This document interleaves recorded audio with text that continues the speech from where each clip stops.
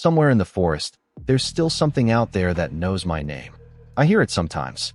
Even now, months later, in the velvet hush just before dawn, I'll turn my head and feel that electric chill at the back of my neck, the sense you're not alone, even in your own room. What do you do with an instinct? Ignore it, feed it, or let it devour you? Maybe that's why I'm finally posting this. Maybe that's why I can't sleep through the night anymore. Would you still travel if you knew what really happens out there? I'm not talking about bears or storms or random creeps on the highway. This isn't an Instagram road trip, real no van life sunsets. Nobody sponsored me boots and gear. You won't find hashtags for the stuff that locks itself inside your memory and claws at you in dreams. Most people don't even hear about the stories that really matter. That's why I'm telling you before I disappear completely. No, I'm not about to vanish into the woods, and this isn't some I'm lost, send rescue fever dream. If you're new here, just know, I backpack across America sometimes for weeks without seeing another soul. You might have read the other weird stories on my feed. Maybe you think you know what a real scare is. Maybe you even think you want to. But there's a border between what you think you want and what you'll desperately try to forget. I crossed it, with a backpack and a naive love for lonely places. People always ask me why I travel alone. Like being alone is the strange part when honestly, it's company that gets dangerous first. I guess I just want you to see it for yourself, through my eyes, before anyone else rewrites it or buries it or claims I made it all up. This isn't going to be comfortable. You might not even want to keep listening, but you'll have to know how it ends if it ends. I didn't always believe America could be truly terrifying. Then I left home. Before everything changed, I was just another restless kid with a half-zipped bag and too much wanderlust. I'd watch the sunrise slanting through faded curtains, maps stuck to the wall with thumbtacks and hope, and all I could think was how much road there was, how much of America I hadn't seen. Not see the Grand Canyon, or snap the Hollywood sign. Stuff I wanted: quiet shoulders, empty woods, and the lonely kind of beauty only strangers and lost things ever really notice. I started this channel because backpacking was supposed to be freedom. Every story, every trail, was supposed to be proof that life's bigger than the four walls you're born inside. For a while it was, hitch a ride, walk until your legs hate you, set up camp far past when the sun lets you see. I used to think the wilds were a place for breaking free, not a place for things that break you. If you've been around here since the start, you probably remember those first stories when I fumbled filters into creeks and once hiked 15 miles by the glow of a dying flashlight. If you've heard my Appalachian Trail story, you'll know why I always carry extra batteries now. Back then, the only thing that scared me was running out of instant coffee in the morning or accidentally pitching my tent on a hill. People see solitude on the trail as brave or dumb. I thought it was both: brave to face thunder alone, dumb to trust every truck stop and weather forecast. I never thought loneliness could grow teeth. Naivety shielded me longer than I deserved, I guess. Still, even in those easy years, there were moments. The wind would switch direction, or a pattern would emerge in the branches, or you'd hear something: a bird. Right? Has to be a bird. Nothing else sings at night like that. Drop a comment if you've ever felt that strange prickle on the back of your neck, that instinct to just keep walking, don't turn around. I guess you could call this my origin story, except the monster wasn't under my bed. It was the world, waiting for me to step into the dark, shoes already muddy, heart still foolishly open to wonder. Cornfields look peaceful from the road. At midnight, you learn what silence really means. I was somewhere in Indiana, a county that barely registered on the map, just a hollowed-out spot between real towns. Corn as far as you could look, the kind that grows taller than you'd expect. The sky was a low bruise overhead, moonless and sticky warm. I'd gotten careless. My phone had died hours before, and I'd lost my way along some farm road that wasn't even paved. Hunger and pride made me keep going. Just another half mile, I told myself, as if I actually believed the darkness would spit me out someplace safe. The first odd thing was the quiet. Real, suffocating quiet, not even crickets or the hum of power lines. Only the rasp of my own breathing and the drip of sweat along my spine. The only light was a thin sliver breaking through the stalks ahead. A farmhouse maybe, I thought. Hope can make the dumbest ideas look like plans. I cut through a gap in the corn rows, moving toward the glow, trying to ignore how the stalks brushed against me too close, like fingers, like something pretending to be part of the scenery. About 100 yards in, and the light went out. It was so sudden I stopped walking. Just nothing. Then, in the distance, I heard footsteps, slow, deliberate, impossibly heavy for farmland. My heart started tap dancing against my ribs. I remember crouching, trying to melt into the earth. That's when I saw him. At first, just a silhouette. Tall, thin, shoulders too broad, standing in the split between cornrows maybe 40 feet away.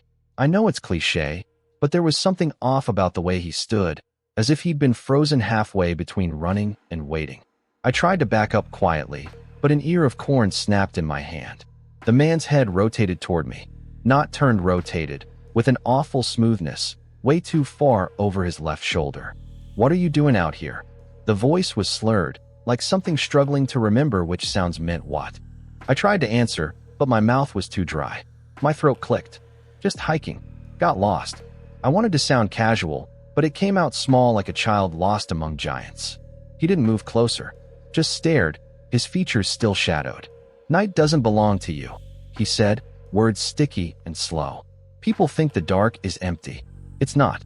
You ought to keep moving." I took a trembling step back. He didn't follow. He just kept staring, head cocked in that bone-breaking angle, as if he was listening for more than words. "What's your name?" he asked, softer this time. I realized he was smiling, but it was all teeth, no warmth. I lied without thinking. "James," I blurted out. I have no idea why, maybe a flicker of self-preservation. He nodded. "James, then." The stalks around him shivered, rustling as if something else was breathing through them. Then, as quick as turning off a light, he was gone. 1 minute there. Next minute, just darkness pushing in. I didn't wait. I tore back the way I'd come, corn scraping my arms, dew slicing across my face. I stumbled onto the gravelly road, my legs almost buckling with relief. I spun around, half expecting to see, I don't even know, him, or something worse. But no one followed. At least, not that I could see.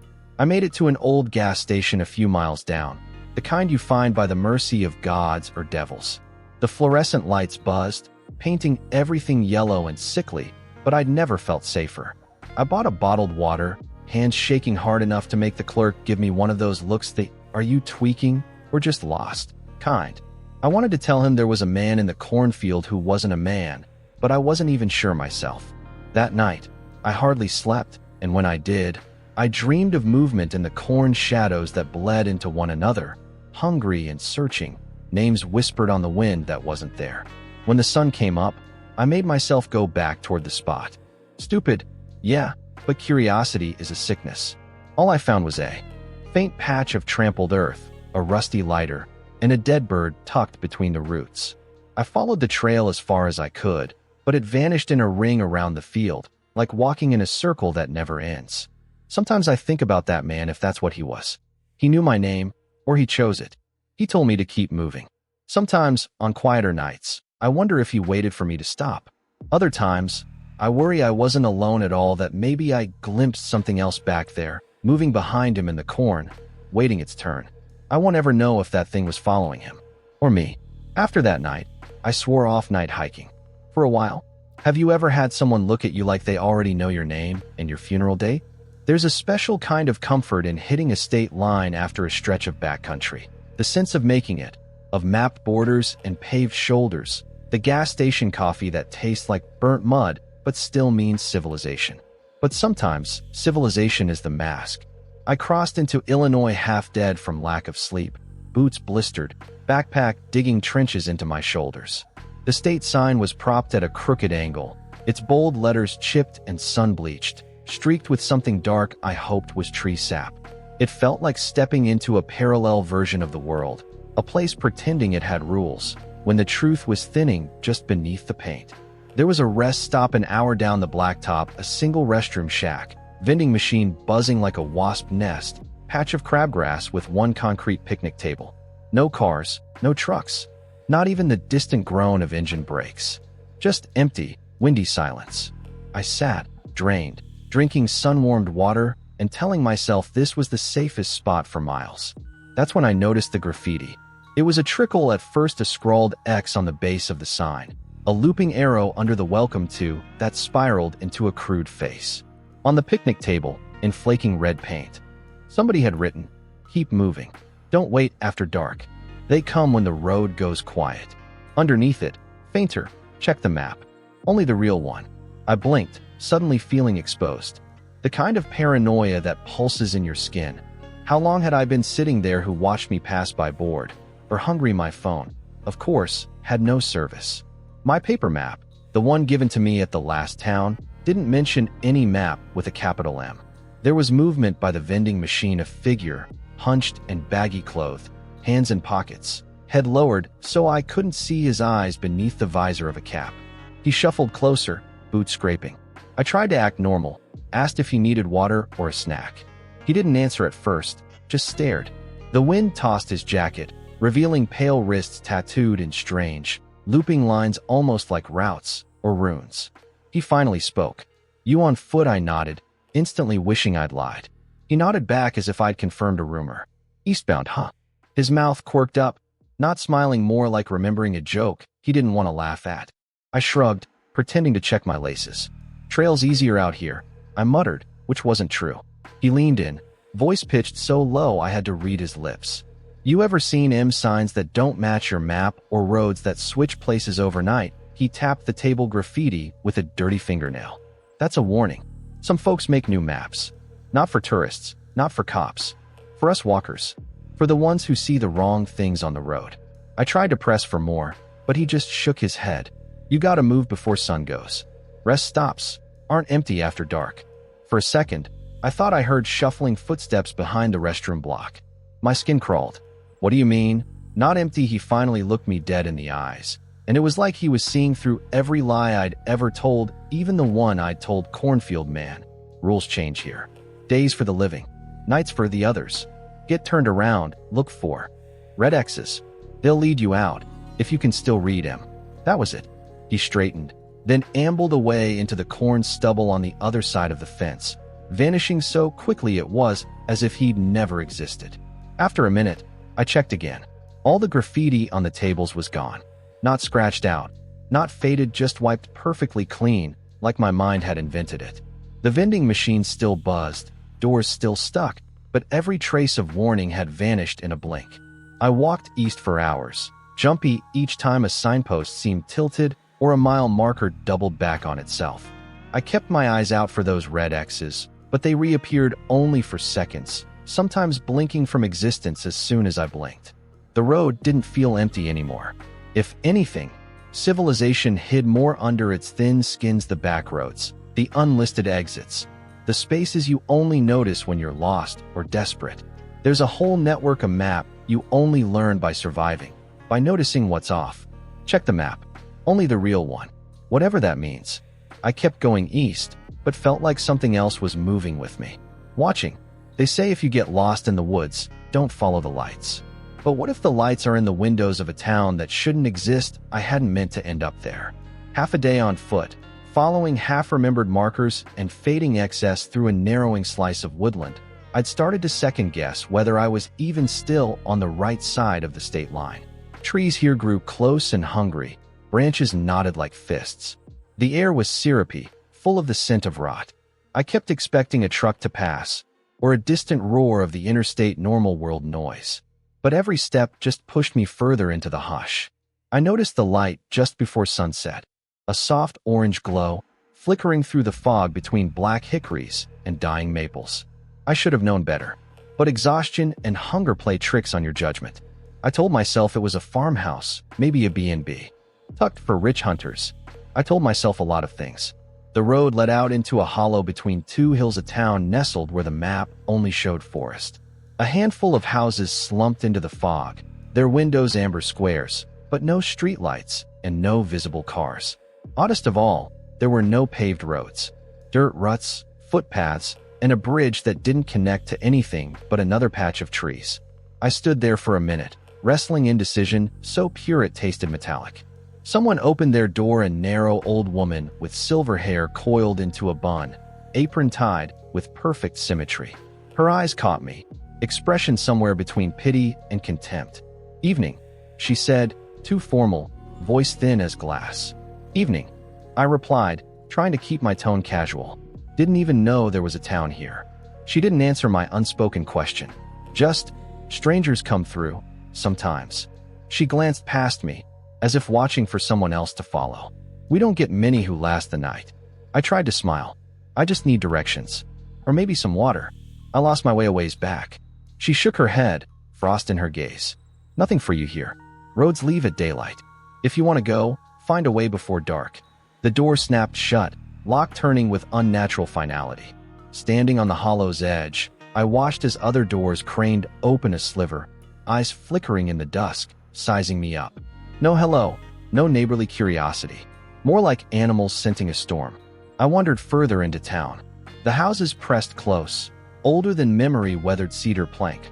Windows that seemed wrong, squat and wide like they were meant for something shorter or much taller to look out from.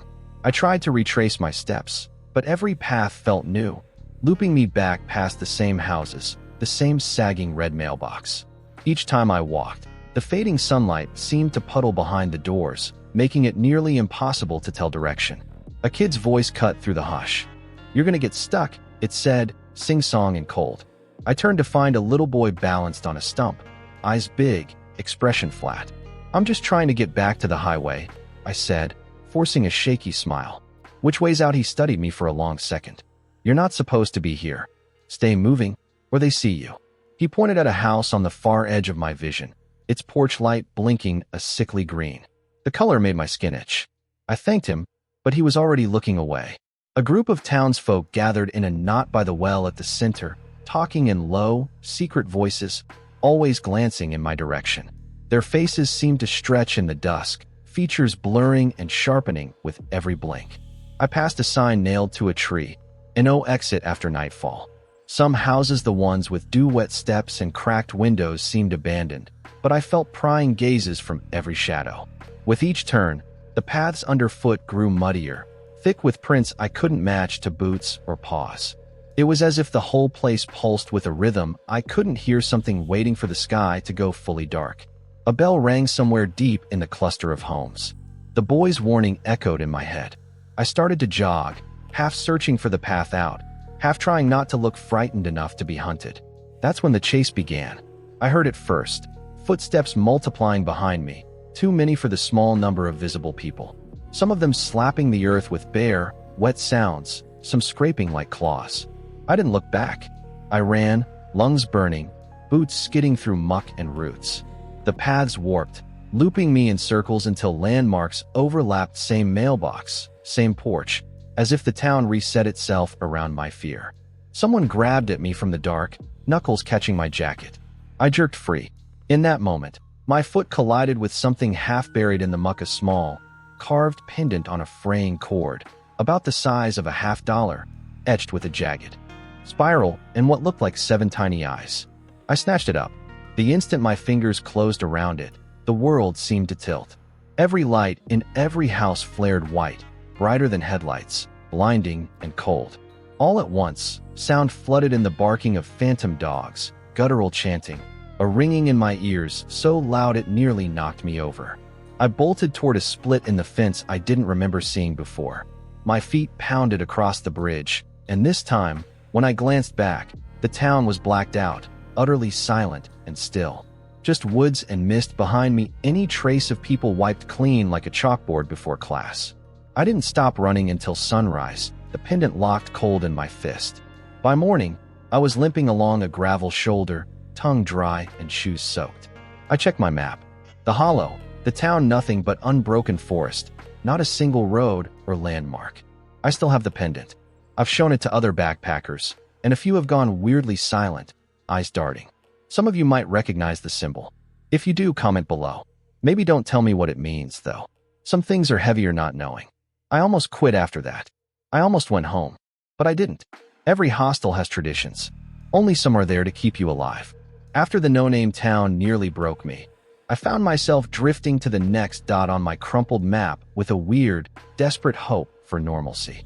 When you're bone-tired and starved for human voices, you look for lights and laughter, even if you know better. That's how I stumbled on Hostel 13, a squat red brick place kneeling under a tilt of oaks, its porch strung with yellow bulbs and camping boots on the railings. The sign was a painted wooden plaque, the kind you see on Instagram, "Wanderers welcome. Beds, breakfast, coffee, company." The 13 Looked like it had just been tacked on, a bit of fresh white paint standing out bright against years of rain-dark wood. 2 bikes propped against the fence. Somebody singing through an open window. It smelled like garlic, and part of me wanted to cry with relief. Inside, it buzzed with the gentle chaos of real travelers' beat-up backpacks everywhere. A table full of carb-starved hikers shoveling spaghetti, a boombox singing 90s hits. I got a bowl of food without even asking and was halfway through my 3rd bite before I peeled my shoes off and introduced myself. There were 4 others at the table, a couple from Seattle who'd been urban camping across the Midwest, a middle-aged lady named Ro with a crooked smile and a limp that matched mine, and a guy everyone called James, oddly enough. We swapped stories, the kind you tell to prove you belong: raccoon raids, howling wind in the Rockies, weirdos at bus stations. Laughter echoed in the old wood rafters, sharper and wilder after sundown. After dinner, the owner, an old man with a huge knitted sweater and a voice like sandpaper, stood on the stairs and read out the hostel's rules. The laughter faded, just enough for something else to slip in. Rule 1, he said, eyes touring the group: don't cover the mirrors after midnight. Rule 2, if you hear music from an empty room, don't check it. Rule 3, if you need to leave before sunrise, ring the front bell 3 times and wait. Don't forget. Rule 4, lights out at 1, but keep your doors locked until you see daylight. Awkward giggles, nervous glances. Standard hostel quirks, I told myself. Every place has a haunted story or 2. Ro caught my eye, face half shadow. Pay attention to the mirror thing, she whispered. Guy last week thought it was a joke. She tapped the table, a slow, deliberate rhythm. James added, sometimes the mirrors get covered by themselves. If that happens, you leave it. Just go back to bed. Seriously. He looked at me, a strange flash in his gaze.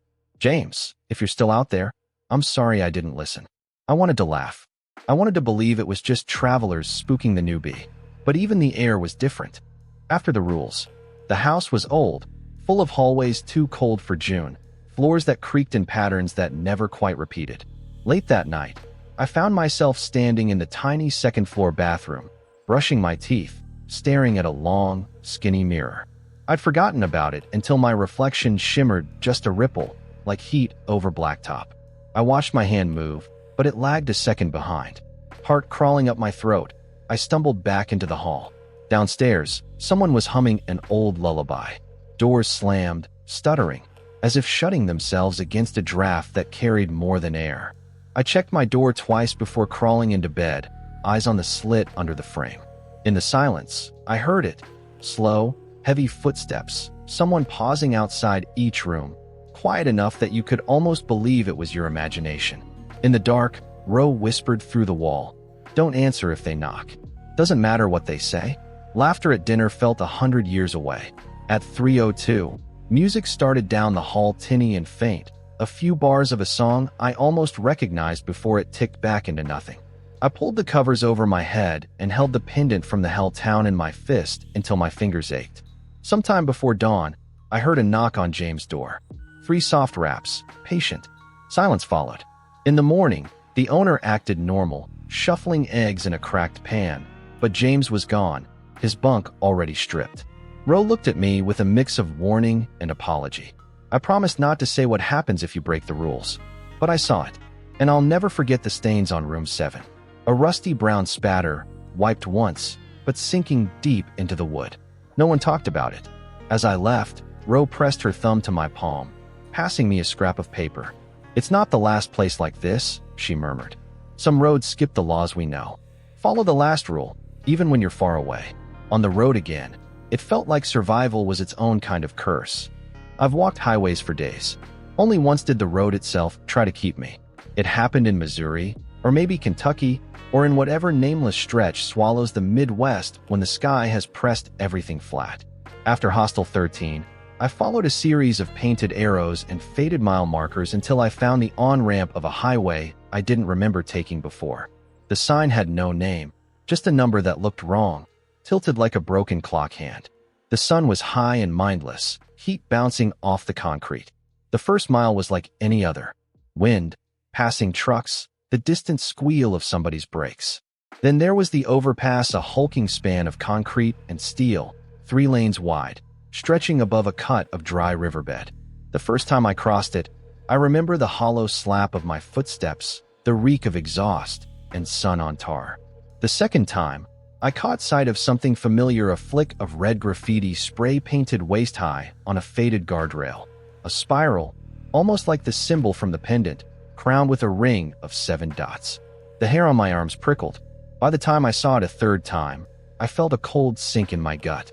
My attempts to leave the overpass just looped me back, no matter if I walked fast or slow, north or south. Each lap, the sun felt a little too stalled in the sky, the same orange light, the same cloud shaped like a torn banner drifting across the horizon. Now and then I'd glimpse movement. Another person, blurry and distant, always just past the next span. Once, I thought I saw a row, limping along the shoulder, but when I called out, her shape bent sideways and vanished into a mirage. Fear crept in like fog. I tried the usual backpacker logic, double-check the route, look for exits, wave a car down. But the cars weren't real, not anymore. Some had license plates smeared like melting wax, drivers with faces blurred to pain. One pickup slowed beside me, window down. The driver's voice stuttered, sounding like static. Didn't you hear the bell? Then they were gone. Desperation makes you try things that are less than rational. I started marking my path, scratching X's into the guardrail, stacking stones on the shoulder. But every time I completed the circle, the marks multiplied, twisted spirals within spirals, new warnings left in chalk and grease. Words and languages I'd never seen, little coded desperate prayers, left behind. Not alone. Loop broken by faith. They left messages for the next ones. For us. I met others, eventually.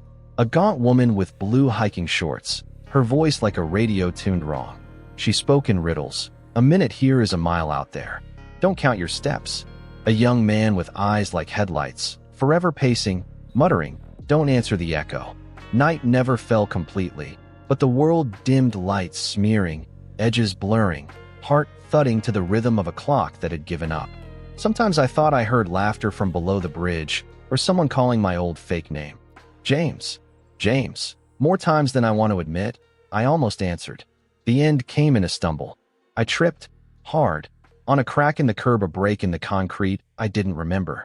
I dropped to my knees and saw a red X wedged in the shadow between 2 slabs, sharp and unblinking. Instinct screamed, move now, before the loop seals. I scrambled to the far edge, pushed through a tear in the guardrail, and suddenly I was falling, landing heavy on gravel and grass. The world snapped back into place. The overpass was behind me, silent, empty, half-eaten by weeds. I lay there, sucking air, trying to convince myself I still knew my own name. Was it real? Was any of it? Or just a sunstroke daydream scraping rust from my nerves? Not far off, someone leaned out of a passing minivan, catching my gaze just long enough to whisper one last warning. Don't count the exits. Just keep moving. After that, reality never fully snapped back. I don't know if it ever will. Most hikers fear losing their way. I wish I had. Something in the mountain knew I was coming. After the endless loop of the overpass, the landscape reared up into its old, beautiful self, ridges, forests, and teeth of granite cutting high into a sky that finally felt honest. This was supposed to be the healing leg of my trip. Get lost in elevation, find solace in things too big to be haunted. The foothills welcomed me like an old friend. Birds tumbled in the breeze, wildflowers crowded the trail beneath my boots, and the sunlight flickered in gold through pine branches. For the first few miles, it was almost enough to pretend the world outside was ordinary again. There's an arrogance in believing you can walk your way out of fear, though. The higher I climbed, the more the air tasted like copper, and the trail grew empty, less cared for, not wild, exactly, but wounded. Trees bent over the switchbacks, their roots knotted in odd, deliberate spirals. Every few hundred yards, cairns marked the unmarked, piles of stones with 7 pebbles apiece. I noticed these things but pretended I didn't. I passed an old wooden sign at the trailhead, half rotted, no carving left but what looked like a rough circle and a warning etched underneath. Leave offerings. Don't speak its name. I should have turned around right then. There's a point on every trail where your memory of the route stops matching up with the earth under your feet. The climb grew relentlessly steep. The birdsong thinned and then disappeared. Every so often, I found myself thinking about mistakes I'd made, hurts I'd left, apologies never said, promises I'd broken long before the road got weird. It was as though every footstep pressed salt into an old wound.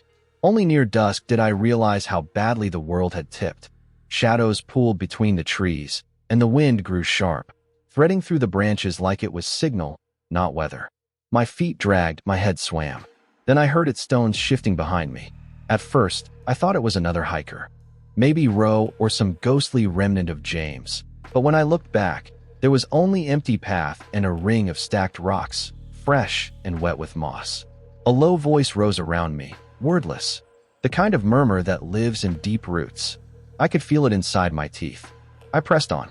The trail looped back on itself, past a ridge that shouldn't have existed, each twist passing stones marked with that spiral symbol, always 7, always in a rough circle. The forest around me grew too still. I was sweating, heart jackhammering, but the air felt ice cold. The mountain wanted something. Not blood, not sacrifice, not even fear, just recognition. I don't know how to explain it. I was being watched, measured, and remembered. I tried to call out, but my voice echoed, multiplied, returned to me in a dozen distorted versions. Each one whispered truths I'd hidden from myself. You left him behind. You should have listened. You broke the rules. The secrets stacked up heavier than my pack. I reached a place where the trail simply ended. Not overgrown, not blocked, but erased, ground to bare stone. There, at the center of a wide clearing, stood a cairn taller than me, crowned with the carved spiral and 7 ragged stones. The air rippled with an invisible presence colder than snow melt, ancient, patient. I'm not sure what I expected. A monster? Maybe, but it was worse. The stillness pulsed with intent, hostile and old as geology. Something pressed into my mind. A memory from childhood, lost hiking with my dad, the sense I'd always been out of place in the open, always one step from being claimed by something older than roads. I knew, without knowing, that this was an inflection point, the sort of ordeal you don't survive unchanged. Why are you here? It wasn't a question in words not out loud. Just pressure, flattening in my bones. The only answer I could give was the truth.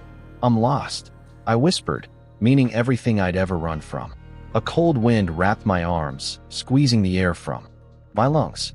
Pain, sharp and black, flashed through my stomach, a message I couldn't translate. Around me, the cairns hummed a mournful, endless chord. I reached into my pack, pulled out the pendant from the town, and set it carefully atop the stones. The pressure lightened. For a split second, the world brightened, trees shimmered green. The sky cracked open as if morning had come early. Then the air shuddered, and the weight rushed back. Something huge and invisible slid past my cheek, close enough to freeze the sweat on my skin. I felt touched, marked a debt written on my bones. But I ran. I crashed through pines, tripping, sliding, not caring where the trail went. Branches lashed my legs and face. The forest blurred shapes in the shadows, watching, forever, just out of view. I tumbled out onto a gravel lane just as the sky bronzed with evening. When I finally looked back, the ridge and those cairns were gone. Only trees. Only silence. The pendant never left my palm, but the edges felt worn, almost dissolved by whatever had passed through me. There's a reason some trails are left off maps. Some stories just make more sense in the telling than the surviving. I should have stopped there. I should have listened to the warnings. If you see me walking by the side of the road, don't stop. For your own sake. Sometimes I think about everything I've told you tonight, every town that shouldn't be, every impossible place, every face that turned to follow long after I walked by. I don't know if there's an order or a logic to it, or if I just became a magnet for the wrong things when I first left home, carrying hope instead of caution. It's strange, telling these stories out loud, thinking about who's on the other end. Some of you listen because you're curious, others because you're trying to explain the scrape of dread that runs under the skin of every good memory. And some, maybe, you're like me. Maybe you've seen things too, things you never want to speak about unless you can. Turn them into stories like it might keep them from turning into scars. If that's you, you know the worst part already. What follows you out here, it doesn't care about proof. It doesn't care you didn't believe. Sometimes I think the stories are the only reason I haven't disappeared for good. Or maybe I already have, and this is just the echo that loops after someone's gone missing, like the graffiti left for the next scared soul. People always ask why I still walk alone after all of this. I tell them being alone doesn't mean being unprotected. It means you only have to worry about your own mistakes. It means there's no one else to get caught in your shadow if something reaches out from the night. More honest? I keep moving because the minute I really stop, that's when the road goes quiet. And I remember all the things that stalk the silence. Some of these stories I can't share, not because they're unbelievable, but because I'm pretty sure speaking them is what makes them real again. Others I'm saving. A few people out there know exactly which trail, which token, which overpass I've described. Some of you have posted about it before I told my side. Sometimes the details don't line up. Sometimes they do. I wish I could say that scared me more than it does. Tell me in the comments if you recognize the places I'm describing, or if you think it's all in my head. Either way, watch your step out there. I have a feeling these things are spreading, bleeding out into the places we still think of as safe and mapped and familiar. The borders are thin, even in daylight. We're all just waiting, seeing who'll come back to tell the next story. And if no one does, then I guess you know why backpackers keep moving, even when they swore they'd go home. If you see me walking by the side of the road, just keep driving. I disappeared once already. Now, I'm not sure if what's out there wants me to finish my story or make sure nobody ever hears the ending.